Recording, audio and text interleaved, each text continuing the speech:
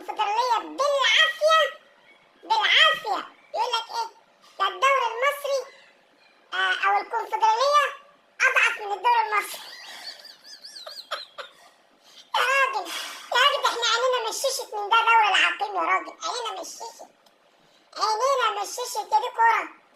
بعد ما خدوا البطولة بالعافية يا ناس، بيقول لك الدوري المصري اقوى من الكونفدرالية.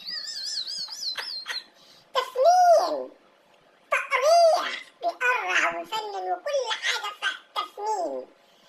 المشكلة إن الجول أصلا بتاع محمد حمدي جاب الحظ، جاب غلطة المدافع نادي البركان. الحكم عند ربنا إيديا جت لمحمد حمدي حطها في الشبكة.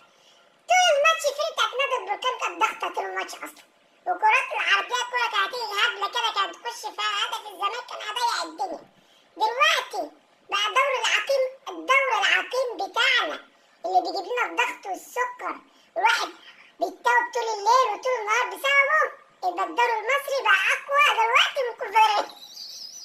ازاي؟ انا معرفش ازاي. عندنا الالومنيوم واسمنت السويس والداخلية والشرابية وكله، الفرق دي بقى اقوى من نادي البركان ومش عارف مين والترجي ومازيمبي ومش عارف مين، كله بيقرع كله بيفنن.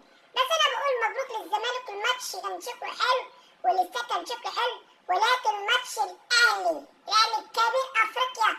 كبير افريقيا هيخلص هنا في القاهره، وماتش الاهلي والترجي هيبقى اكثر اثاره، وهيبقى اقوى من ماتش الزمالك ونادي البركان.